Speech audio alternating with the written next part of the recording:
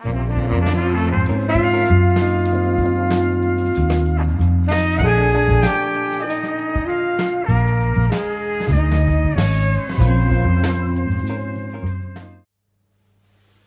Violin community. Yeah, it's been a little while since my last video. It was a new editions one. I don't know, it was about May time. It's June now, so it's time for another one. And I thought I'd just show you what's new to my collection this month. Now, for the first month ever, as somebody who collects, hoards vinyl, all of the stuff that I've accrued this month is all it's all new pressings. It's all stuff that's in cellophane and I bought it. I mean, it's been quite an expensive month on that front, but also, you know, less hunting and more just buying what I want, really. There's one record that I've accrued which is was a gift. I'll show you that one first. I quite like my reggae, and I used to play in a reggae band with a dude on sax, and it's a bit of a joke one really, but musical youth, past the duchy. Yeah. He probably paid, you know, £1 for it, and it served its purpose. We spun it, we had a giggle. It was all good. Also, on to my new purchases, all new releases. So the first one was Everything Must Go box. It's the 20th anniversary of this album. If you watch my channel regularly, you'll notice that I've already done an unboxing video for this. I've listened to it 1,006 times since then. But if you haven't, I'll pop a link in the bottom there. But just to say very quickly, it's a beautiful album, beautifully presented. I'm absolutely thrilled with this entire box. But if you'd like to know more about this particular box, then please, I'll put the link in. I'll try and put it as a thing that pops up on screen. But if I can't figure that out, sorry, I'll just put it in the comments below. By all means, go and have a watch. And that's one of the best albums of the last 20 years and 3 weeks. I've got 2 vinyl copies of this now, and there's another one coming out actually on Saturday this week. HMV, which if you're in the States, I don't know if you get HMVs, it's His Master's Voice. It's an old record label from Britain in the early, you know, I think it's in the 40s that it started. But they're a record shop, much like Tower Records and Virgin Records used to be, and they're the only ones really left on the high street. But they're doing a special, kind of their equivalent of Record Store Day, where they're getting a few releases, not loads, just a few. But they're doing another release of this on heavyweight, but it's going to be coloured. It's going to be kind of this lovely kind of pale pastel blue colour. I can't wait. If I can get one, you never know really how it's going to go. So I'm going to try my best. But yeah, that'll be in a further update. Okay, so other stuff that I got this month. I was do that one first. I wasn't going to get this one actually when it came out. I didn't think too much about it, and then I went to my local record shop just to have a browse like you do after work one day, and it was there, and it'd just come out the week before, and I wasn't going to get it. I didn't need it. Every single track on the back of this I have in multiples all over the place. However, I don't actually have a copy of this album. I say album, it's a best of. It's the 40th anniversary issue of this compilation, and I think they did kind of 5,000 on clear vinyl and 5,000 on black vinyl. So I bought it because, you know, the completist in me needs that on the rack next to all the other albums I've got by Bowie. But, you know, also because I quite wanted to see if I'd get it or not. I didn't, unfortunately. I got the black one, but it's, you know, it's heavyweight. There's no wobble in that at all. It's great, and actually, I do have a CD of this, and as a compilation, as a best of Bowie, I still think this is my favourite one. They've done the best of Bowie 70 to 79 and 80 to 90 and all this stuff. They've done. There was another compilation that came out last year called Everything Stays the Same or something like that. I don't have it, which is a double disc one. But actually, you know, I think I paid about 15 quid for it. It's been listened to a multitude of times, and it will be listened to many, many, many more times. This will be the one that goes on when I'm entertaining somebody that doesn't really listen to records or music. So there's that one. So I'm quite happy with that. I was a bit disappointed it wasn't clear, but actually thinking about it, it didn't need to be clear. The music on there is exactly the same. This one, so I was doing my weekly food shop, and Tesco, which is a shop that I shop in, are doing kind of a small range of vinyls for Father's Day, and a very small range of very limited kind of coloured vinyls. And I saw this, and actually this is an album. Again, I've got this on CD, but I haven't got it on wax. So I picked up a copy for, you know, it's a double disc. It's about 15 quid. It's not bad. What I really like about it is that it's a coloured vinyl. Now, I'm not always one to go for colours and stuff. I don't need things to be coloured. It's nice if they are sometimes, but not always. So anyway, disc 1 of this one is in a lovely dark green. I don't know if you can see. They've recreated the original labels there. That's what they look like. I did a bit of research on it. There you go. Not see-through green at all. Completely opaque. Is that the right word? I think it is. Opaque green. Now that's nice. Fine. Happy with that. And the other one is, probably know what you're gonna get here. A nice opaque. There's that word again. Pink. Cool. Great album, really good album, one that I hadn't got on vinyl, and at some point I thought they'll do a nice pressing that I'll like, or they'll reissue it and remaster it or whatever, and I'll pick up a copy at some point. So they've recreated everything about it, and they've used the pink and the green lettering as the kind of colours, and I think they've got them pretty close. I think maybe the vinyl is a slightly darker green. Cracking album. Maybe I'll do a review on it if people want me to. I'll do a review on this one. But I won't if nobody does. It's great, fantastic album. London Calling, obviously, title track, the one that everybody knows. Other ones you might know, Really Can't Fail. The Guns of Brixton, great track. Death or Glory, and my personal favourite one is Lost in the Supermarket. There we go, track 3 on side 2. Disc 1, side 2, track 3. Try throwing that one after a whiskey. Yeah, Lost in the Supermarket. I love it. It's just a great song. It's a great song. And the other one that I really like. Where was it?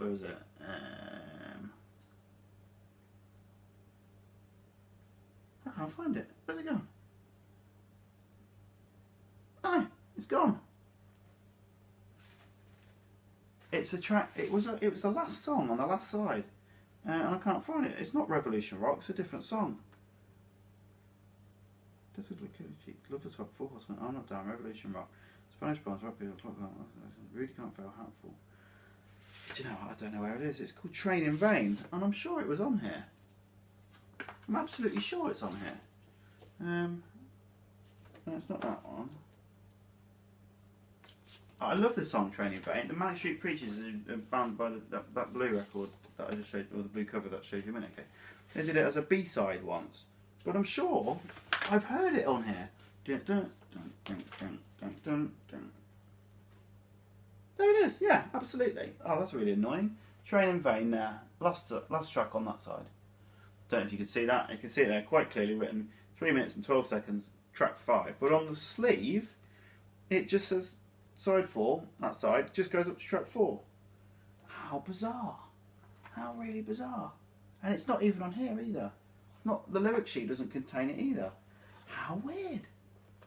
Maybe that's something that happened in the original pressing and they've just kind of kept it. I don't know. Please, if you know, let me know. That almost sent me to the edge of sanity and back again. Phew. Got to the bottom of that. Right, so yeah, lovely pressings. Recently, Pink Floyd reissued 4 albums. And they were their first 4 studio albums. So they were Piper at the Gates of Dawn, which is a chapter from Wind in the Willows. That's where the name of that one comes from. Which was, what, 1967? 68? Something like that. There was A Saucer Full of Secrets, the follow-up to that album. The soundtrack from a film called More. And the 4th album is a double album. It's called Umaguma or Umaguma. Some people say it different ways. Umaguma? Umaguma? I don't know. You can say it in a number of different ways. And that was 2 discs. There was a live disc and a not live disc. So I went to the... Well, actually, my beloved wife went on a shopping spree for herself. Which seems to be happening more and more. He says, sitting in front of all of his records.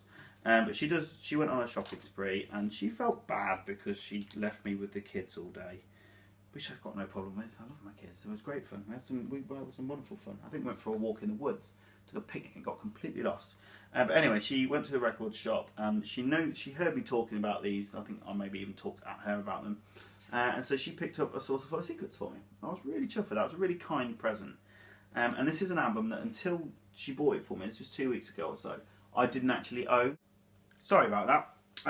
Somebody at the door. So yeah, this is the a really, really kind present. It's one that I didn't own before. Saucer Full of Secrets by Pink Floyd. It's the second studio album they did. First being Piper at the Gates of Dawn. This is, yeah, Saucer. First album they did after Syd Barrett. Syd spelled with a Y, S-Y-D. First album they did since he, or after he left the band, or was pushed from the band. What happened there, who knows.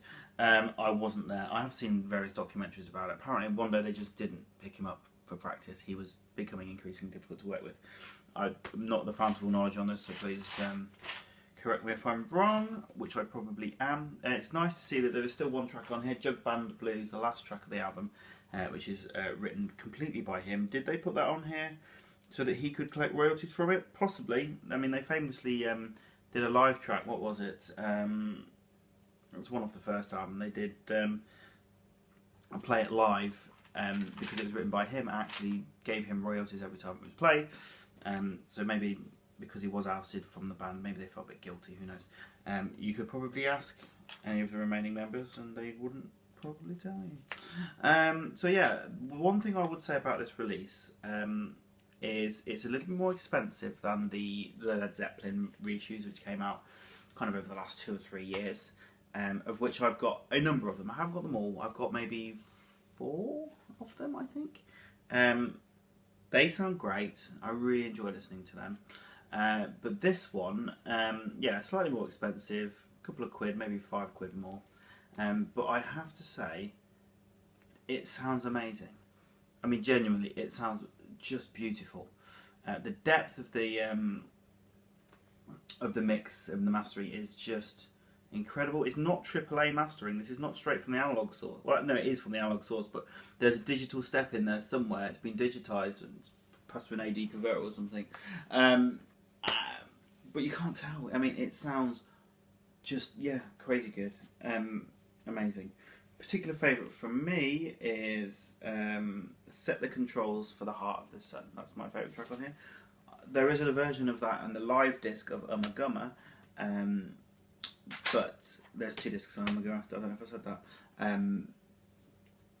So yeah, I that's my personal favourite. Although the entirety of side B, A Saucer Full of Secrets, the title track, it's pretty glorious. But that sounds, to my ears, to be as good as it gets, really, of a remaster. So that prompted me into action somewhat. So I went to the shop, the same shop yesterday.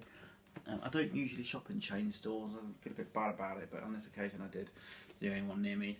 I went and bought Piper at the Gates of Dawn, which is their first studio album.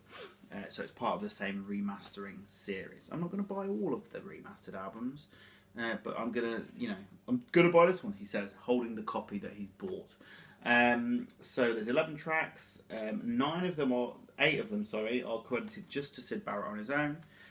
2 of them are Barrett, Waters, Wright and Mason. That's the whole of the band. And 1 track is just Waters on his own. That's Roger Waters, which is an instrumental, I believe. Take up thy stethoscope and walk. The live track I mentioned was Astronomy Domine, track 1, side 1. That was the live track that Floyd did in their live set for a long time. If you went to any Floyd gigs and you're watching this, please let me know. Did they play that song? I'd be interested to know. But all the versions, all the live concerts I've seen from the kind of early 70s on or late 60s onwards seem to feature that track so that Syd could have his royalties. I think they felt quite bad.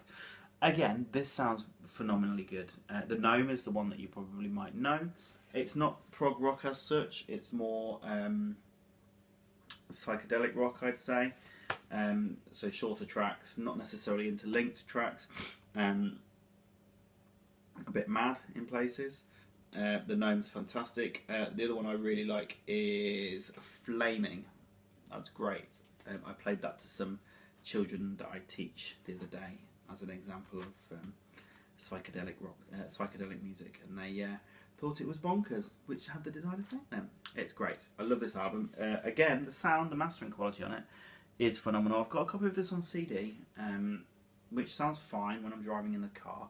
My system down here, I don't have a CD player down here. I don't listen to CDs down here. Maybe I should get one. Maybe I'm just being a bit snobby with that. But yeah, so there's just there. That's that. I'm dead glad I bought it. Again, a few more quid than I usually would spend on a record, but I could swallow it. The final one I bought was a 7-inch, which I bought for a number of reasons. Number one, it's my favourite song by a band from my favourite one of their albums. Number two, it's the 50th anniversary of that song and that album, and so it's being reissued. And the third reason I'll tell you in a minute. So it's God Only Knows by the Beach Boys. It's on a yellow disc. Does that make any difference? Probably not. And wouldn't it be nice on the B side? So I was in the shop buying Piper and I saw it. And it says limited to one per customer, an exclusive pressing, and I at that point should have gone whatever and walked off, but I'm an idiot, so I bought it. I like it. I really like it. Sounds lovely. The third and final reason, which maybe justifies my purchase a little bit more, is that yesterday, the 12th of June, was our 6th-month wedding anniversary. We've been married for exactly half a year. Been together for donkey's years, but we got married last year. And so I bought it for me and my wife to listen to. Not only is, it was our 6th-month anniversary yesterday, but 6 months ago yesterday, when we got married, we walked out of the church, as people do with whatever music means something to them, and this was the song that we played on the way out of the church. God Only Knows. Not because it's got God in the title, but because the lyrical content, what it means to be completely devoted and all that stuff. So yeah, that's that really. That's why I bought it. Would I have bought it if it was on black vinyl? Yes. If I'm honest, I didn't see any stickers or anything on the front that said it was on yellow vinyl. That was a nice, pleasant surprise. A little bit annoying that it's a jukebox version. It does say somewhere jukebox, but I've got, up here somewhere, there we go, I've got this little thing here. So this is just a little adapter. I bought this, it cost me a couple of quid, maybe a £5 or something. So that's just a little spindlerizer, and it just fits in there. So when it's on your turntable, it sits centrally, which is great. I mean, you should go and get one of those if you need one. You can probably make one if you've got a lathe and some ability to use it. Although I suspect if you've got a lathe, you probably already have the ability to use it. Yeah, so yellow vinyl was a nice surprise. Would I have bought it if it wasn't yellow? Probably would have done. Do I go for coloured vinyls? Yes, I do if they're there, but I don't stress about it if they're not. I've got some really great coloured vinyls. Do we count clear as a coloured vinyl? Say yes, it's a variant colour, isn't it? So like the Black Star Bowie one, that's a variant colour. I've got loads. What I might do is I might have a think about this. I might go and get myself something to eat, have a think, and I might record a little top 5 vinyls on colour that I've got. I'll try. Yeah, okay.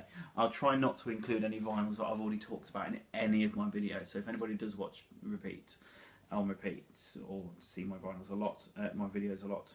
So I won't include this one. I won't include the Clash. I won't include my Transformers soundtrack, which is great. Utter cheese, utter mental cheese. What else have I reviewed that's coloured?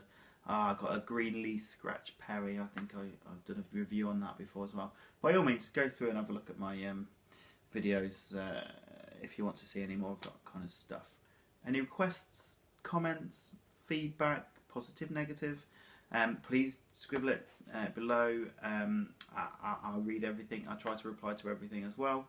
Follow me on Twitter. I've got over 2,000 followers on Twitter. That's crazy. I tweet what I'm listening to. So I've been listening to those Floyds quite a lot. Well, I only got one of them yesterday, but the source I've been listening to shed loads. Like literally most nights it's been on. I didn't tweet every night that I was listening to it. Just the one. So last night was, what's that? Yeah, okay, so I started a bit of a Beach Boys thing. This is an original pressing of All Summer Long, mono version. It's really nice. What else have I been listening to?